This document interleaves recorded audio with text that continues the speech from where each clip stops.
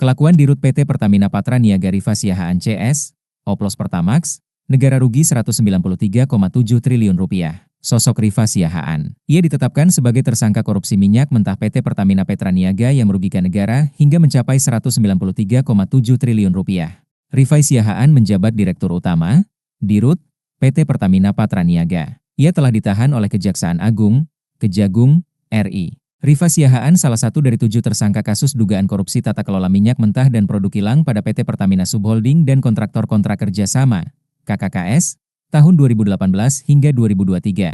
Direktur Penyidikan pada Jaksa Agung Muda Bidang Tindak Pidana Khusus, Jampitsus, Kejagung, Abdul Qohar menuturkan dugaan korupsi ini membuat negara merugi hingga Rp193,7 triliun. Qohar menyebut kerugian negara akibat kasus korupsi ini berasal dari berbagai komponen seperti rugi impor minyak, rugi impor BBM lewat broker, dan rugi lantaran pemberian subsidi.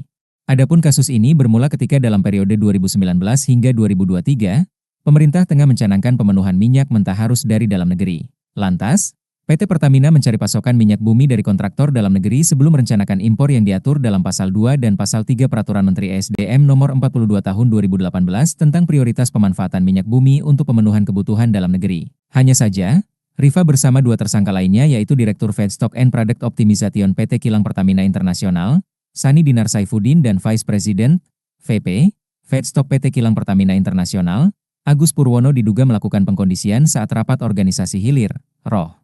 Dalam rapat tersebut diputuskan agar produksi kilang diturunkan untuk membuat hasil produksi minyak bumi dalam negeri tidak sepenuhnya terserap. Pada akhirnya pemenuhan minyak mentah maupun produk kilang dilakukan dengan cara impor, ujar Qohar.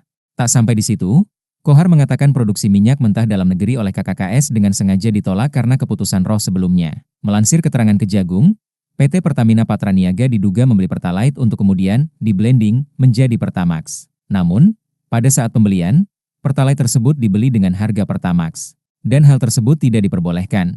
Imbuh keterangan itu.